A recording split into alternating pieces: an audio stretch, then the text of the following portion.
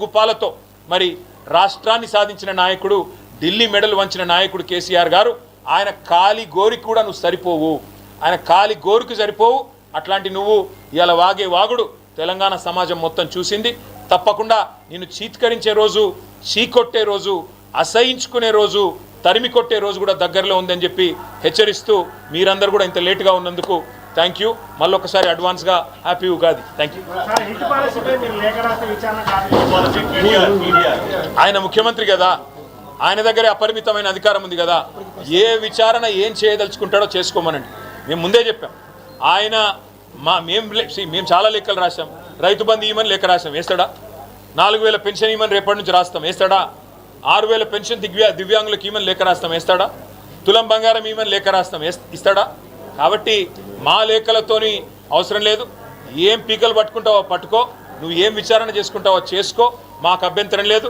నీలాంటి గజ దొంగని ఖచ్చితంగా నిరోధిస్తాం, ఖచ్చితంగా ప్రజల తరఫున కొట్లాడుతున్నాం.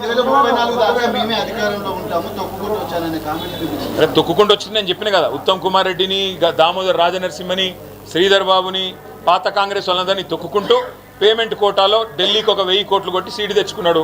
ఇక దానికి ఆయన మిడిసిపెడితే మేము చేయగలిగింది ఏం లేదు. నేనే రాజు, నేనే మంత్రిని అన్న వాళ్ళు చాలామంది గతంలో ఇట్లే మాట్లాడి కొట్టుకొని పోయింది. ఈ మధ్యన ముఖ్యమంత్రి గారు ఒక మాట అన్నాడు, ట్రాఫిక్ చలాన్ల కట్ట ఆటో డెబిట్ పెట్టన్నాడు. అంటే ఏంటంటే ఇప్పుడు మా తమ్ముడు, మా కెమెరామెన్ ఏదైనా బండి మీద పోతున్నా అనుకో, చిన్నగా లైన్ దాటిండి అనుకో, ఆయన అకౌంట్లోకి వెళ్ళి డైరెక్ట్గా కట్ చేయన్నట్టు ట్రాఫిక్ పోలీసు వాళ్ళు. నేను అడుగుతున్నా ఇవాళ రేవంత్ రెడ్డిని, ఆటో డెబిట్ మరి రైతు బంధుకు పెట్టొద్దా? నీ ఖాతాలోకి వెళ్ళి డైరెక్ట్గా రైతుల ఖాతాలకు ఆటో డెబిట్ వద్దా? మీ రాహుల్ గాంధీ ఖాతాలోకి వెళ్ళి డైరెక్ట్గా ఆటో డెబిట్ మా ఆడపిల్లలు 2500 కోసం ఎదురు చూస్తున్న వాళ్ళు వాళ్ళకు పెట్టొద్దా? మరి అట్లాగే మీ ప్రియాంక గాంధీ ఖాతాలకు వెళ్ళి ముసలోళ్ళకి 4000 పెన్షన్ ఆటో డెబిట్ పెట్టొద్దా? ఆటో డెబిట్ ఓన్లీ మా తమ్ముళ్ళు ఎవరైతే బండ్ల మీద తిరుగుతున్నారో రోడ్ల మీద వాళ్ళకి మాత్రమే ఉంటుందా? అందుకే ఈ చిల్లర మాటలు, చిల్లర కథలు కట్టిపెట్టు. 2034 కాదు, ఇంకో 2 ఏళ్ళు నిన్ను భరించడం ఎక్కువ ఈ తెలంగాణ ప్రజలు. ఆ తర్వాత తరిమి కొట్టకపోతే, ఆ తర్వాత చీత్కరించకపోతే మీరు నన్ను పట్టుకోండి. తప్పకుండా మిగతా ప్రశ్నలన్నీ. ఇప్పుడు నేను ఒకటే చెప్తున్నా, ఈ రేవంత్ రెడ్డి అనే ఓ పిచ్చోడు, అంత తెలివితేటలు ఉన్నోడే అయితే ఆయన కొడంగల్లో ఎన్నిసార్లు ఓడిపోయిండు. ఓడిపోతే రాజకీయ సన్యాసం అన్నాడు. రాజకీయ సన్యాసం అని చెప్పి తప్పించుకున్న సన్యాసికి ఏదో వాగుతాడు. ఆయన ఇలా పదవిలో ఉన్నాడు, ఆయన మైక్ కట్ కాదు కాబట్టి వాగుతున్నాడు. అప్పుడప్పుడు ఇట్లాంటివి వస్తాయి. కాలం మనది కానప్పుడు వానపాములు కూడా నాగుపాములై బుసలు కొడతాయి అప్పుడప్పుడు.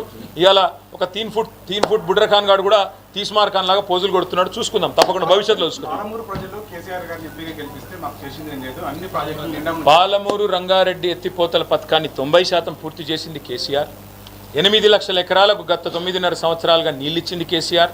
వాళ్ళు పెండింగ్ పెట్టిన ప్రాజెక్టులన్నింటినీ రన్నింగ్ ప్రాజెక్టుగా మార్చి అద్భుతంగా కల్వకుర్తి, భీమా, నెట్టెంపాడు వీటన్నిటి నుంచి కూడా 8 లక్షల ఎకరాలకు ఆయకట్టుకు మహబూబ్నగర్ జిల్లాలో